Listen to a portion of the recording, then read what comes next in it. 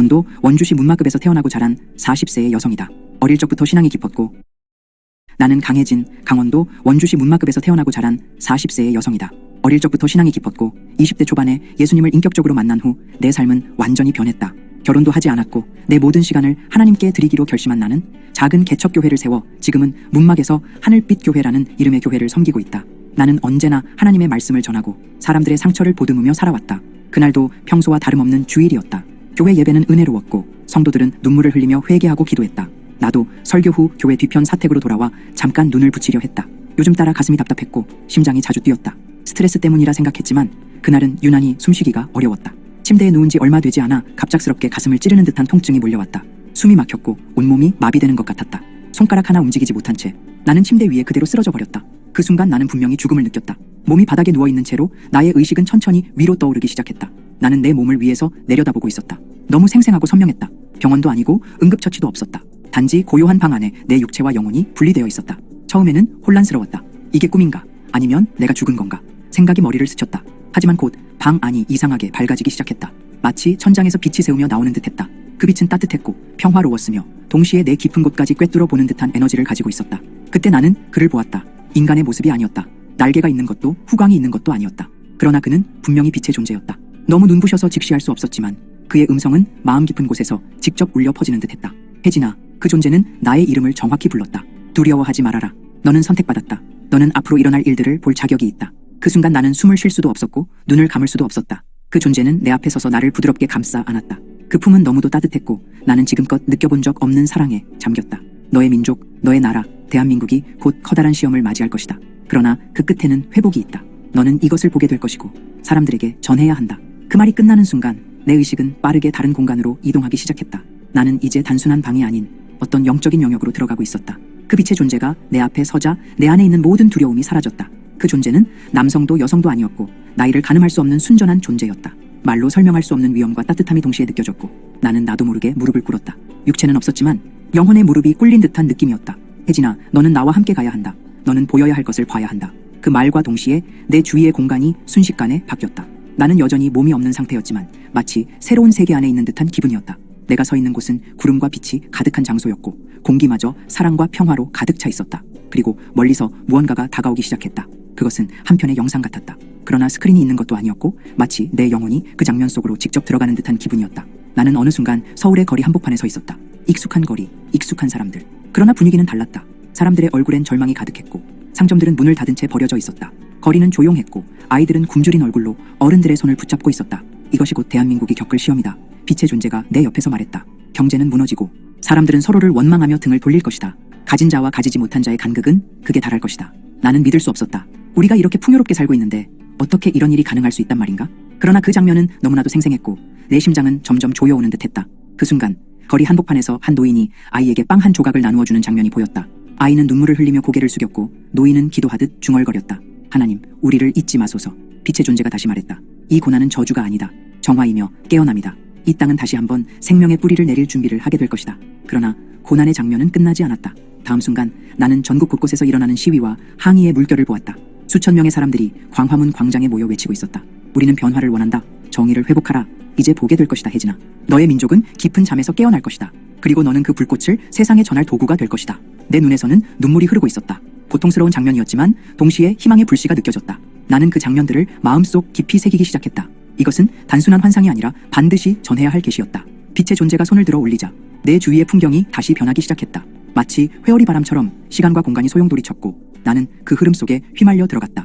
잠시 후 내가 도착한 곳은 내가 상상조차 할 수 없던 장소였다. 그것은 도서관이었다. 그러나 이곳은 우리가 알고 있는 도서관이 아니었다. 끝없이 펼쳐진 회랑과 천장을 가득 채운 빛의 서가, 책들이 빛으로 이루어져 있었고 그 안에는 단어가 아니라 기억과 사건, 운명이 담겨 있었다.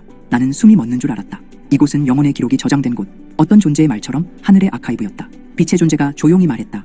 이곳은 너희 인간들의 역사와 미래, 하나님의 뜻과 각 민족의 운명이 기록된 곳이다. 너는 오늘 대한민국의 페이지를 보게 될 것이다. 그 말과 함께 그는 석에서 한 권의 책을 꺼냈다. 그 책은 처음엔 무색이었으나 그가 손에 쥐는 순간 밝은 청록빛으로 변했다.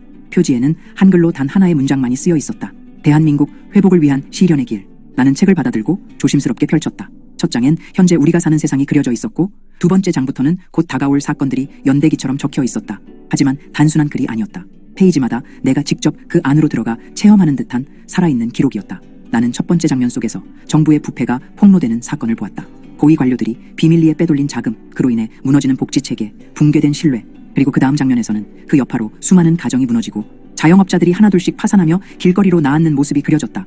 나는 울고 있었다. 이건 예언이 아니라 이미 정해진 운명처럼 느껴졌다. 하지만 빛의 존재가 말했다. 운명은 돌에 새겨진 것이 아니다. 이 모든 것은 경고이며 너희의 선택으로 바뀔 수 있다. 이 계시를 세상에 전하라. 아직 기회는 있다. 그의 말에 나는 고개를 끄덕였다. 그러나 책의 마지막 페이지에 도달했을 때 나는 다시 한번 충격에 빠졌다.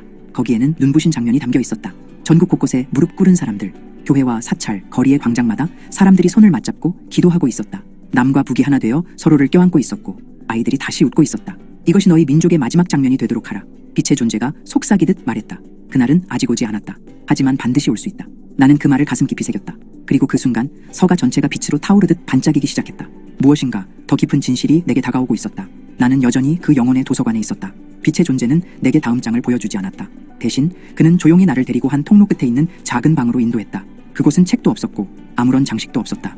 오직 하얀 의자 하나와 그 앞에 놓인 작은 수반 물그릇만이 자리를 지키고 있었다. 이곳은 하늘의 울음이 머무는 방이다.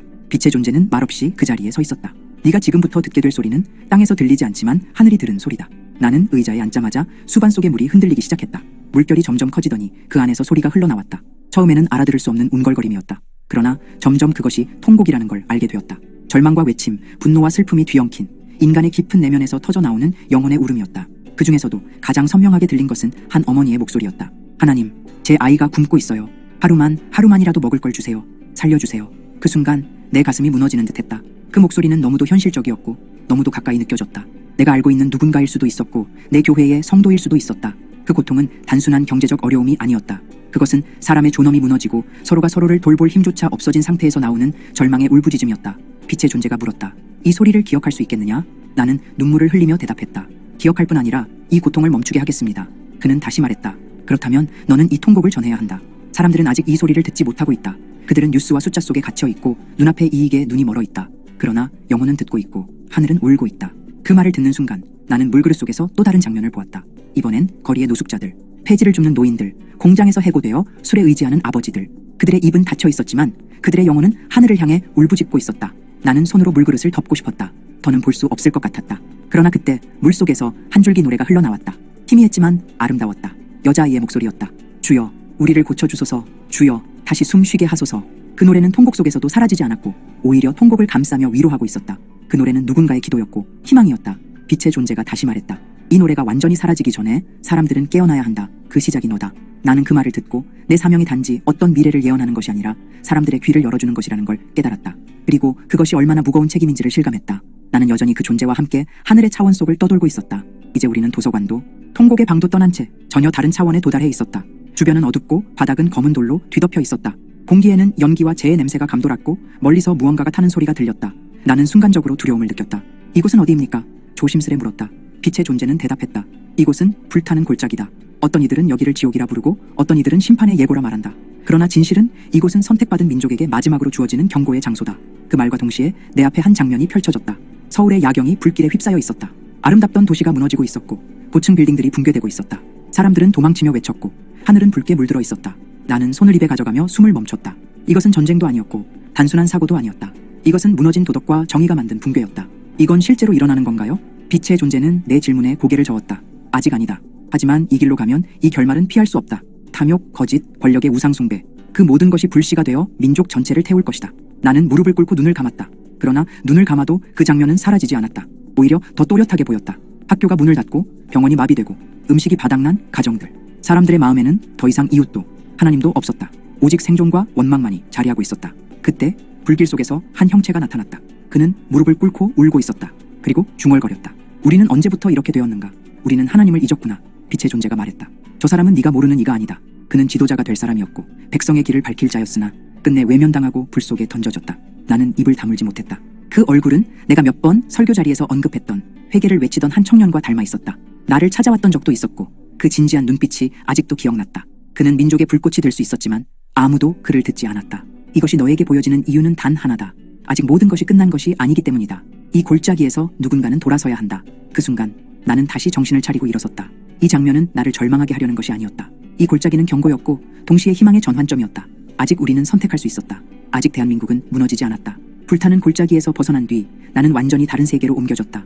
이번에는 어둠도 아니었고 찬란한 빛도 아니었다. 마치 안개 속을 걷는 듯한 공간이었고 하늘과 땅의 경계가 모호했다. 나는 그 안에서 길을 잃은 듯 서 있었는데 빛의 존재는 조용히 내 옆에 다가와 말했다. 이제 그들의 기도를 보게 될 것이다.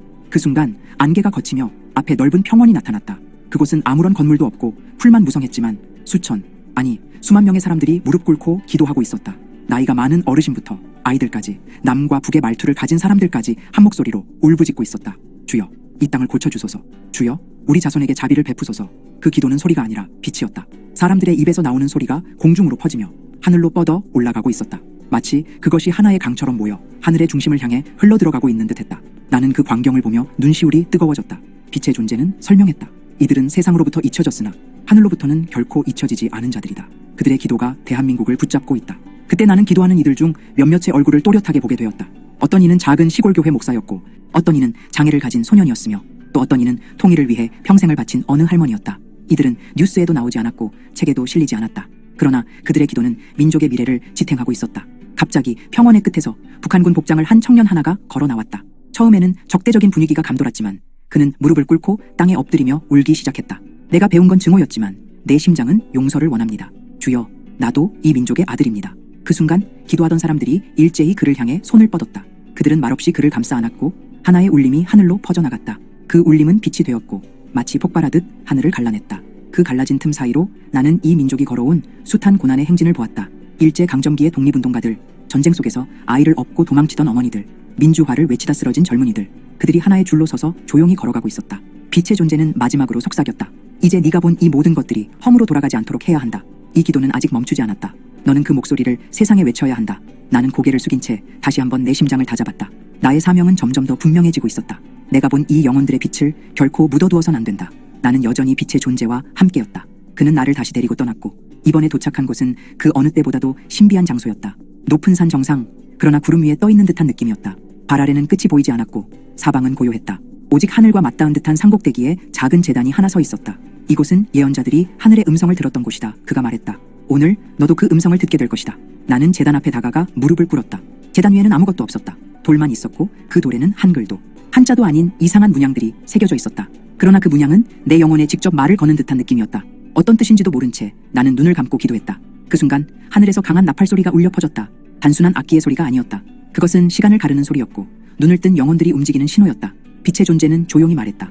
이제 너는 마지막 계시를 듣게 될 것이다. 그와 동시에 하늘이 열리듯 갈라지며 한 줄기 황금빛이 산을 가득 채웠다. 그 빛 속에서 한 목소리가 울려 퍼졌다. 남성도 아니고 여성도 아니었고 음성도 아니며 의식 그 자체였다. 대한민국아, 나의 사랑하는 딸아, 너는 나를 잊었으나 나는 너를 잊지 않았다. 너는 두려움 속에 있지만 나는 너를 회복의 불로 정련할 것이다. 너는 다시 일어날 것이다. 그러나 그 전에 너는 흔들릴 것이다. 나는 그 말을 듣는 순간 온몸이 떨렸다. 그것은 심판이기도 했고 동시에 약속이기도 했다. 그리고 그 음성은 계속되었다. 내가 택한 자들이 깨어날 것이고 그들은 이름 없이 빛 없이 살던 자들이다. 그들은 거리에서, 공장에서, 학교에서 일어날 것이다. 그들은 사랑으로 싸울 것이며 진실로 울 것이다. 그리고 너는 그들 중 하나를 깨우는 나팔이 될 것이다. 그때 나는 내 안에서 어떤 울림을 느꼈다. 그것은 단순한 감동이 아니라 내 영혼이 새롭게 재편되는 듯한 강한 전율이었다. 나는 내 입술이 열리고 있음을 느꼈다. 그리고 알 수 없는 언어로 기도하고 있었다. 방언이었다. 이전에도 방언을 해본 적은 있었지만 이번은 달랐다. 그 말은 내가 하는 것이 아니라 하늘이 내 안에서 말하는 것이었다. 빛의 존재는 나를 바라보며 조용히 미소 지었다. 이제 너는 준비되었다. 나는 숨을 들이쉬며 마지막으로 하늘을 올려다보았다. 하늘은 이제 더 이상 구름이 아니었다. 수많은 눈동자가 나를 바라보고 있었다. 천사일 수도 영혼일 수도 있었다. 그들은 말없이 고개를 끄덕이며 나를 지지하고 있었다. 이제 돌아가라. 그리고 말하라. 민족이 흔들릴 것이나 쓰러지지 않으리라. 그 말과 함께 나팔 소리는 점점 멀어졌고 빛은 사라지기 시작했다. 나는 다시 한번 두 눈을 감았다. 다음에 눈을 떴을 때 나는 땅 위에 있을 것이었다.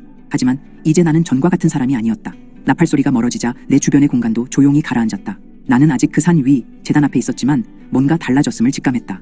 공기는 고요했고 시간조차 멈춘 듯했다. 그러나 빛의 존재는 여전히 내 곁에 있었다. 그는 더 이상 아무 말도 하지 않았다. 그저 나를 깊이 바라볼 뿐이었다. 그때 내 앞에 하나의 문이 나타났다. 구체적인 형태가 있는 문이 아니라 공중에 금빛으로 그려진 문, 마치 영혼을 위한 출입구 같았다.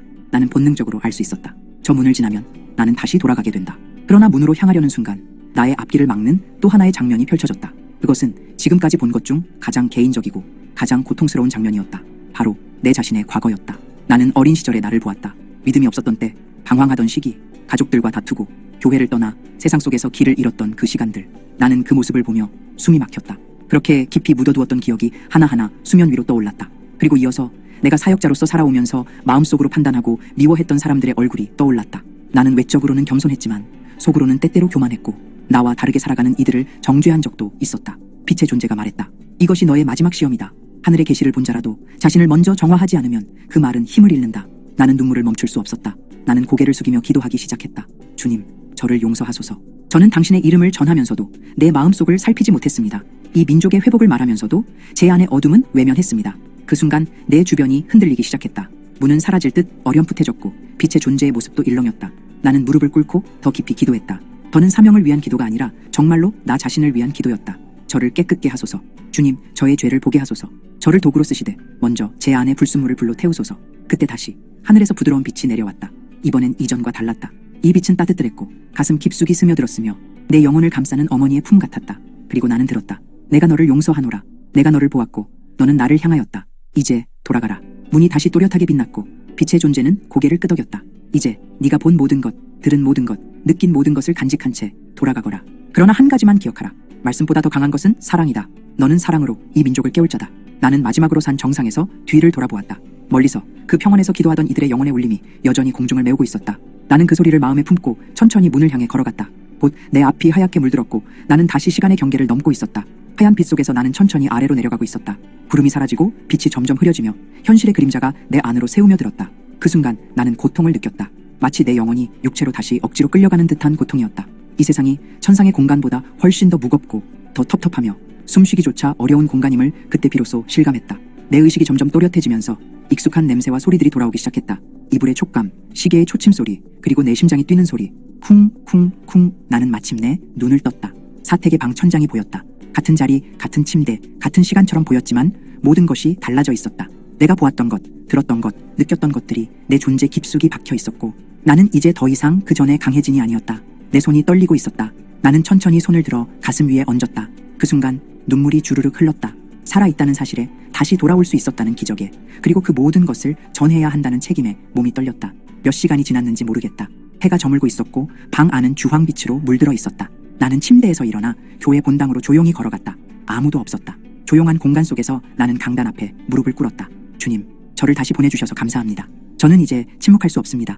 제가 본 것을 이 민족에게 전하겠습니다. 제 목소리를 사용하시고 제 생명을 도구로 삼으소서. 그 순간 강단 위의 십자가에서 한 줄기 햇빛이 내려와 나를 비추었다. 나는 그것이 단순한 석양이 아니라 하늘이 다시 나에게 주는 사명임을 알았다. 그러나 내 안에는 또 하나의 고민이 자리하고 있었다. 어떻게 이 모든 걸 말할 수 있을까? 누가 믿어줄까? 나를 이단이라 부르고 미쳤다고 말할 수도 있을 텐데 그때 내 안에서 작은 음성이 들렸다. 말하라. 믿지 않는 자는 너를 조롱할지라도 듣게 될 자는 반드시 있다. 나는 고개를 끄덕였다. 이제는 두렵지 않았다. 조롱도 외면도 비난도 상관없었다. 나는 이미 빛 안에 들어갔다가 돌아온 자였고 그 누구의 평가도 하늘의 부르심보다 무겁지 않았다. 그날 밤 나는 처음으로 노트를 펼쳐 내가 본 모든 것을 써내려가기 시작했다. 서울의 붕괴, 기도하는 무리들, 불타는 골짜기, 예언의 산, 그리고 빛의 존재의 마지막 말. 말씀보다 더 강한 것은 사랑이다. 그 문장을 적으며 나는 손을 멈췄다. 그리고 기도했다. 주님, 저의 첫 번째 증언이 누군가의 심장을 두드리는 불꽃이 되게 하소서. 그날 이후 나는 매일 새벽녘 눈을 뜨면 같은 기도를 올렸다. 주님, 오늘도 제 입술이 진실을 전하게 하소서. 제 마음이 사랑에서 벗어나지 않게 하소서. 문막의 작은 교회에서 시작된 이 고요한 각성은 내 안에서 점점 불처럼 타오르고 있었다. 나는 이제 설교 때마다 조금씩 내가 본 것을 나누기 시작했다. 처음엔 조심스러웠고 반응은 엇갈렸다. 어떤 성도는 고개를 끄덕였고 어떤 이는 불편한 표정을 지었다. 하지만 나는 멈추지 않았다. 나는 사람들이 눈으로만 세상을 보지 않기를 바랐다. 뉴스 속 숫자가 아니라 기도 속 눈물과 통곡을 볼 수 있는 영의 눈이 열리기를 간절히 원했다. 어느 날 한 젊은 여성이 조용히 내게 다가와 말했다. 목사님, 저도요. 이상한 꿈을 꾸었어요. 너무 선명했어요. 거기엔 타오르는 도시가 있었고 아이들이 울고 있었어요. 그 말을 듣는 순간 내 심장이 뭉클했다. 나는 그 손을 잡고 조용히 말했다. 당신은 혼자가 아니에요. 주님이 당신의 영혼을 깨우신 거예요. 이제 우리 함께 눈을 감지 맙시다. 그리고 나는 점점 더 확신하게 되었다. 나만 본 것이 아니었다. 하늘은 이미 많은 영혼에게 속삭이고 계셨고 그들은 각자의 자리에서 깨어나고 있었다. 나는 내 방벽에 내가 본 장면들을 하나씩 그려 붙이기 시작했다. 불길에 휩싸인 도시, 통곡의 방, 기도하는 평원, 예언의 산. 그것은 내 작은 방이자 하나의 성소가 되어갔다. 그리고 매일 밤 나는 그 벽 앞에 무릎을 꿇었다. 아직 이 땅은 무너지지 않았습니다. 아직 우리는 돌아갈 수 있습니다. 내가 가장 잊을 수 없는 건 빛의 존재가 마지막으로 남긴 말이었다. 말하라, 기록하라, 그리고 기다리라. 시간이 오면 너는 다시 부름을 받을 것이다. 나는 아직 그 시간이 무엇인지 모른다. 그날이 언제 올지도 모른다. 그러나 분명한 것은 내가 본 모든 것은 단지 환상이 아니었다는 것. 그리고 내가 이 이야기를 나누는 지금 이미 무언가 시작되고 있다는 것. 나는 이 이야기를 영상으로 남기기로 결심했다. 조명도 없고 대본도 없이 카메라 앞에 앉아 단지 진실만을 말하기로. 카메라를 켜고 첫 문장을 말했다. 안녕하세요. 저는 문막에서 목회를 하고 있는 강혜진입니다. 제가 지금부터 전할 이야기는 믿거나 말거나 여러분의 선택입니다. 하지만 이건 분명히 말할 수 있어요. 저는 죽음의 문턱에서 어떤 계시를 받았고 그 계시는 이 민족을 향해 있었습니다. 나는 그날 내 두려움을 넘고 진실을 말한 자가 되었다. 그리고 지금도 누군가 이 이야기를 듣고 있다면 그 사람 역시 깨어나야 할 차례다.